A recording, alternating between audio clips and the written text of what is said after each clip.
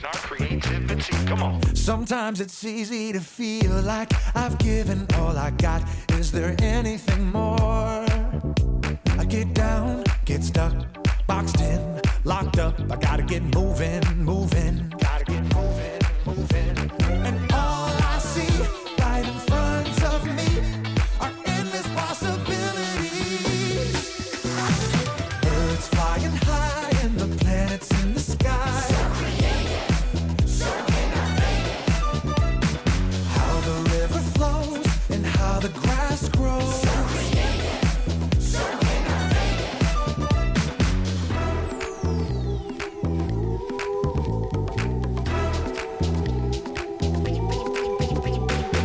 Sometimes it's easy to feel like I've given all I got. Is there anything more? I get down, get stuck, boxed in, locked up. I gotta get moving, moving. Gotta get moving, moving.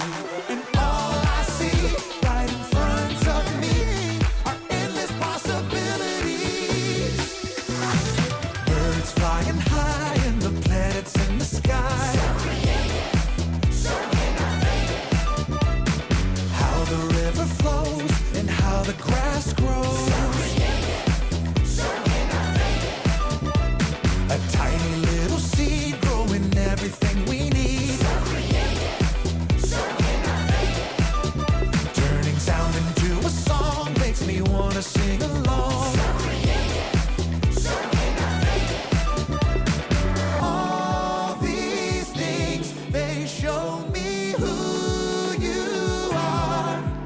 I'm made by you, created for you, and I'll share you with the world. Birds flying high and the planets in the sky. So creative, so innovative. That's right.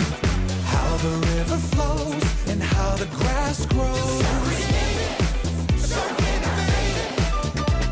A tiny little seed growing everything we need. So creative, yes you are. So innovative. Turning sound into a song makes me wanna sing along. So creative, so innovative.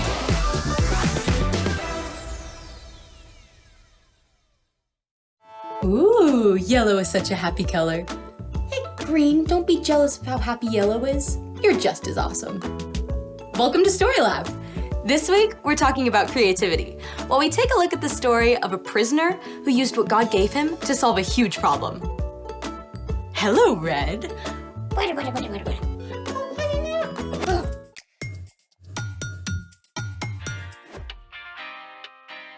Hey, I'm Skylar, and I'm waiting for... I'm here! I'm Sebastian. Okay, great. Today, we're talking about creativity, which is using your imagination to do something new. What do you have here? A bag of gold. Actually, corn can come in many colors besides yellow. Black and brown. Red and orange, Green and blue. even purple and pink. There are many colors, but this corn is yellow. But why have you brought in the corn?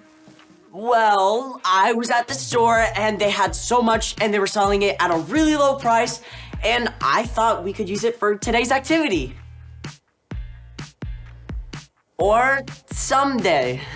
It's just that I also went to the store that was having a sale on something.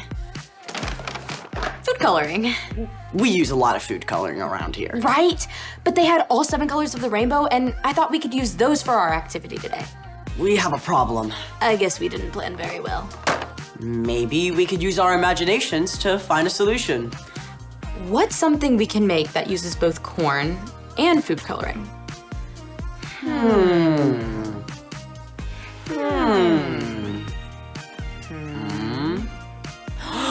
Rainbow popcorn! Let's make it! The first thing we need to do is Pop this corn. Whoa, never saw popcorn pop that fast. pop your popcorn however you like to do it in your home. Then separate it into containers for each color you want to use. We have 7 colors, so we have 7 bowls of popcorn. Now we need to mix our colors. The color mix includes sugar, milk, and food coloring. We'll also need some heat. since we're working with heat, definitely make sure you've got a grown-up to help you make this.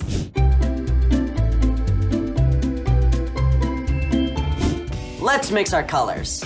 First, we need 1/3 cup of sugar. I love sugar. Me too, maybe a little too much. And we pour it in.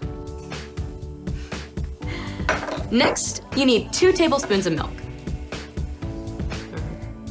1. Ooh. And 2. Finally, we'll need the food coloring. Let's start with purple. Yes, purple. Alrighty. Mix while you add the color. Add as much as you need to make sure you get the color you want. 3 to 4 drops. That purple looks amazing. You want to mix until you can't quite see the sugar granules anymore. It might take 2 or 3 minutes. When it's ready, we add the popcorn to the color, 2 to 3 cups at a time. And we stir quickly to spread the color around. All right, ready? 3, 2, 1, go. Let's go.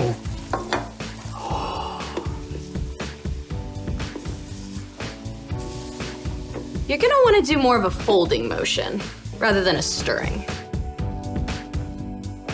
Wow, this looks delicious. Can we eat it now? We actually have to wait for the sugar to cool and harden. Okay, speaking of waiting, it's time for... The story before the story. Today, we're in book 1 of the Old Testament, Genesis. God created this amazing world, but people turned away and broke their relationship with God. But God had a creative plan. God promised to restore people to relationship through Abraham and Sarah's family. One of Abraham's great-great-grandsons was Joseph. God had given Joseph a gift for understanding dreams, but this gift got him into trouble with his brothers. Long story short, they sold him to be enslaved in Egypt. Even worse, Joseph was lied about and thrown into Pharaoh's prison. But God had also given Joseph the gift of wisdom and the ability to lead others. So, even though he was in prison, Joseph was placed in charge of all the other prisoners.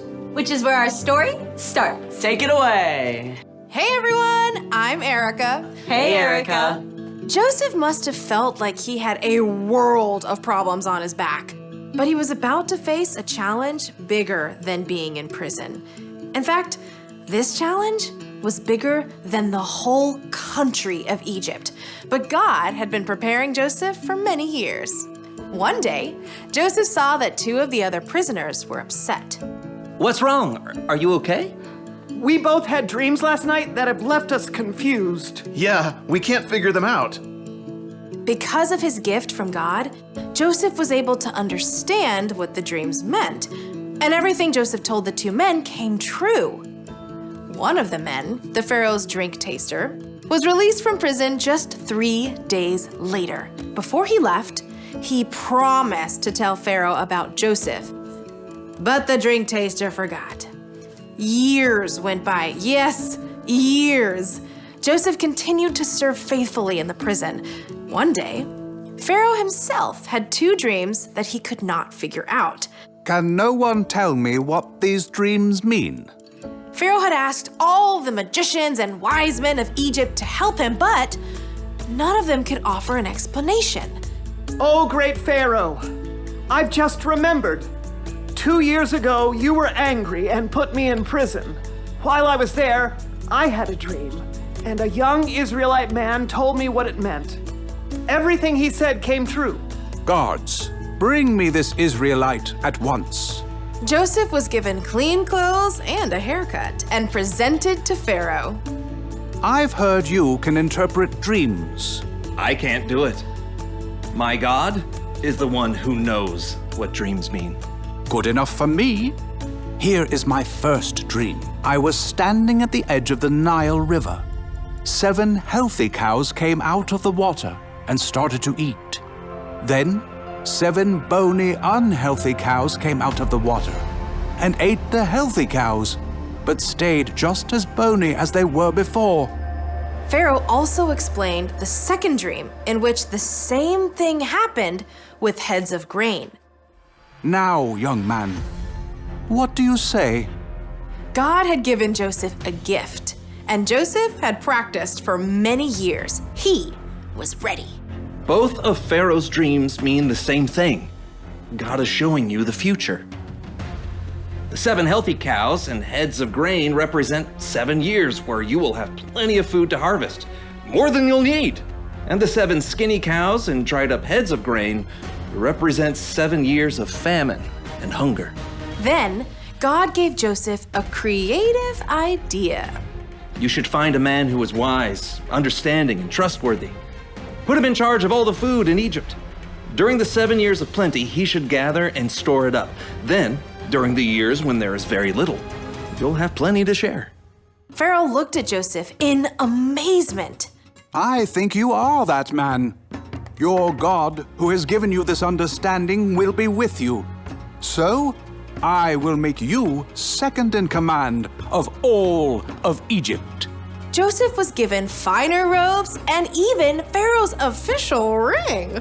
He had been enslaved or in prison for more than 10 years, yet now he was the second most important person in the whole land.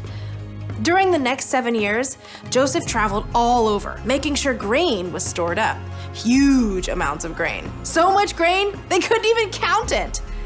Then, the famine came. No one could find enough to eat in Egypt or the lands beyond. People came from everywhere to beg Pharaoh for food. And he sent them to Joseph, who provided what each family needed to live. Even Joseph's own family came from Canaan in search of food. And in the end, the creativity God gave Joseph helped save Joseph's family from starvation too. The end. So, was this a brand new way of storing food that Joseph invented? Well, the Egyptians have never needed to store up this much food for so long. I mean, I can't imagine where I want to put all my popcorn for the next 7 years, along with all the other food. So, What's our part in the story? You may never be imprisoned unfairly or asked to appear before a king, but we all encounter problems to solve in our daily lives. Some can seem smallish, and some can seem really big. Like if I have a disagreement with one of my friends on how to play a game. You can use the creativity God's placed inside you to figure out a new way to play together. I feel like I'm not always that good at that kind of problem solving. Well, remember that God has always been in the business of problem solving.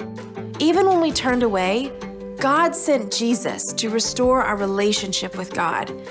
We're each made in God's image, so we can reflect that problem-solving creativity. But it does take practice. Joseph had to practice his gifts for years before he found himself in front of Pharaoh. So what if I don't know what my gifts are? Well, you can use your imagination to help you figure this out. Think of things you do that seem to make others happy. Maybe writing a story or planning a party. I like making snacks for my friends. I like helping people organize things. Sounds like you're on the right path. See you next time. Bye. Bye, Erica. So here's the thing.